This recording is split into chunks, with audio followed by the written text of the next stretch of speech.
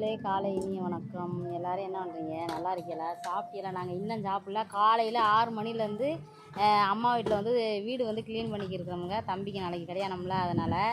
ஏன்னா வந்து எத்தனை ஆம்பளை பிள்ளை இருந்தாலும் அது வந்து பார்க்காது. அம்மா அப்பா இல்லைன்னா பொம்பளை பிள்ளைகளை எங்கே கட்டி கொடுத்தாலும் வந்து அம்மா வீடு இப்படி இருக்குதே அப்படின்னு சொல்லிட்டு பொம்பளை பிள்ளைகளுக்கு இருக்கிற அக்கறை வந்து பசங்களுக்கு இருக்காது.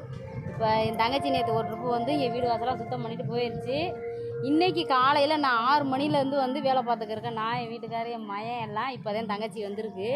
இதே அம்மா வீடு, பார்த்துக்கோங்க எப்படி இருக்குன்னு பாருங்கள். தோட்டம்லாம் பற்றியில செம்மையாக இருக்குது. ஃபுல்லாகவே மருதாணிங்க. இது ஃபுல்லாக நாங்கள் நேற்றைக்கிலேருந்து க்ளீன் பண்ணிக்கிட்டே இருக்கிறோம். இந்த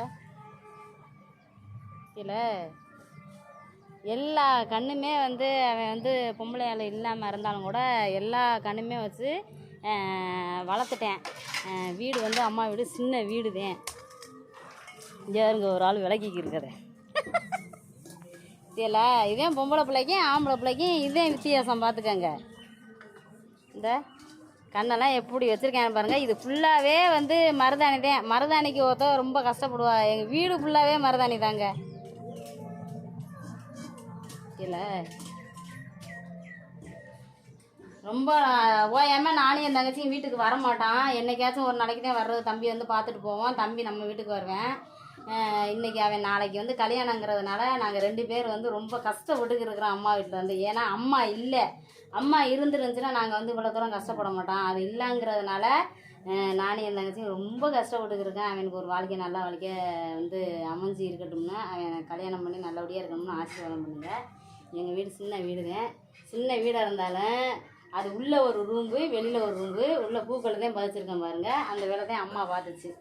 இது வந்து உள்ளுக்குங்க. சின்ன வீடு தான், ஓட்டு வீடு. இனிமேல் பெருசாக கட்டுவாங்க. இது வந்து வெளியில் உள்ள ரூம்பு.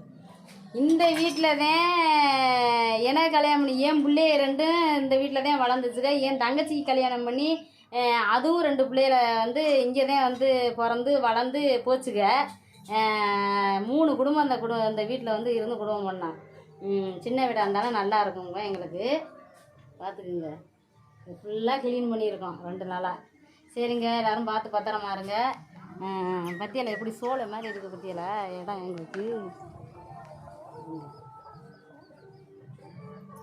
பாய்.